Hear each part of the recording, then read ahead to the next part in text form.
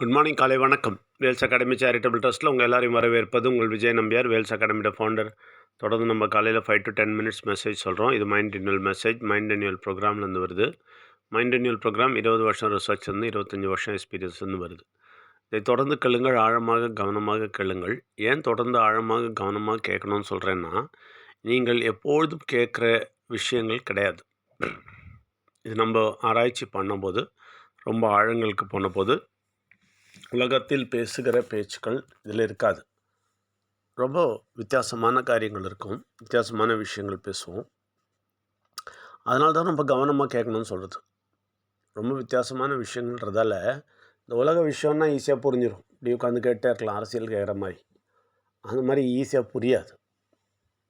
கொஞ்சம் ஆழமான காரியங்கள். இதை நீங்கள் பார்த்தீங்களா, இந்த சாமியார்களும் சித்தாந்தங்களும் வேதாந்தம் பேசுகிறவங்களும் ஏதோ சொல்லுவாங்க பாருங்கள், உங்களுக்கு புரியாமல் போயிடும். சரியா?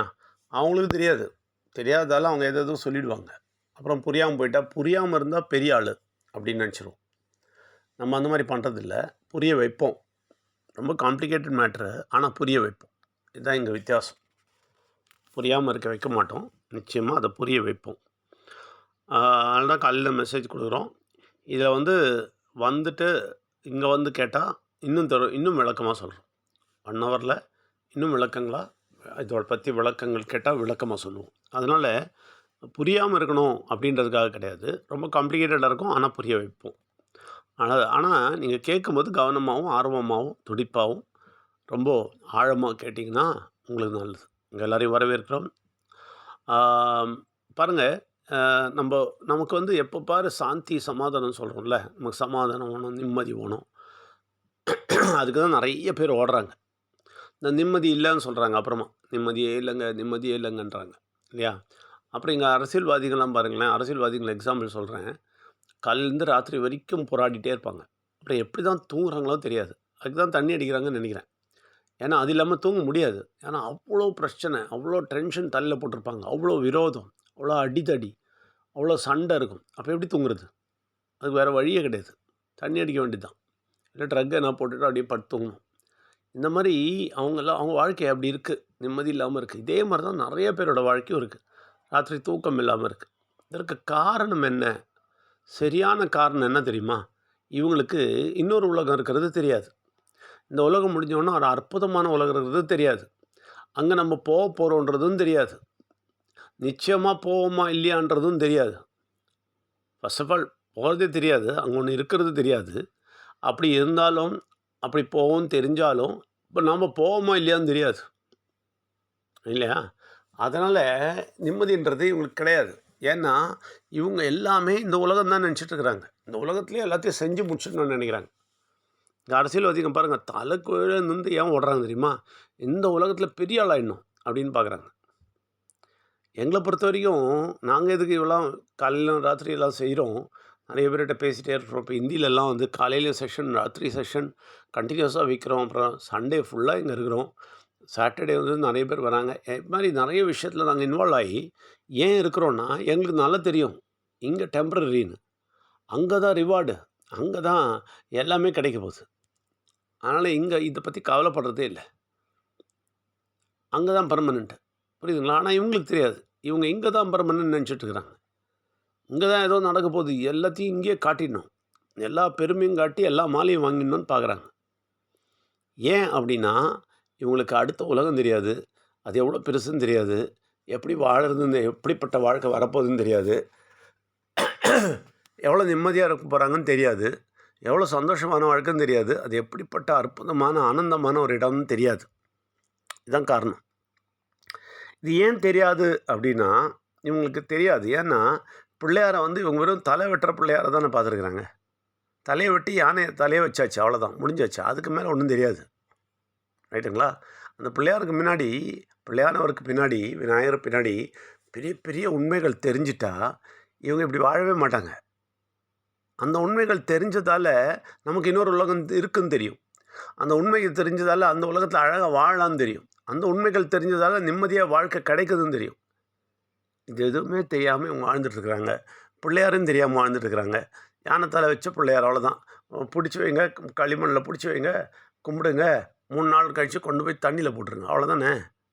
அவ்வளோதான் உங்களுக்கு தெரியும். அது கிடையாது. நம்ம அந்த விநாயகரை, பிள்ளையானவரை டெய்லி பிரார்த்தனை பண்ணுறோம், டெய்லி புகழ்த்துறோம், டெய்லி வாழ்த்துறோம். என்ன காரணம் அப்படின்னா, அதுக்கு பின்னாடி பெரிய பெரிய உண்மைகள் இருக்குது, பெரிய உலகம் இருக்குது. இந்த உலகம் தெரிஞ்சிட்டா நிம்மதி வந்துடும். நிம்மதினா அப்படிப்பட்ட நிம்மதி வந்துடும். எதை பற்றியும் கவலைப்பட மாட்டோம். இந்த உலகத்தில் இப்படி ஆச்சா அப்படி ஆச்சா எல்லாம் கவலைப்படவே மாட்டோம். எங்களுக்கு இந்த உலகமே பெரிய விஷயம் கிடையாது. எங்களுக்கு அடுத்த உலகம் தான் பெரிய விஷயம் நம்ம சொல்லிட்டு அதை பார்த்து தான் போயிட்டே இருப்போம். அதனால் என்ன ஆகும் தெரியுமா? இந்த உலகத்தில் எல்லா வெற்றியும் வந்துடும். அதான் பெரிய பெரிய சீக்ரெட் இருக்குது. நீங்கள் அந்த உலகத்தை பார்த்து ஓடும்போது உங்களுக்கு எல்லா வெற்றியும் வரும். ஏன்னா இந்த உலகத்தை பற்றி கேரே பண்ண மாட்டீங்க, டென்ஷன் ஆக மாட்டீங்க. புரியுதுங்களா?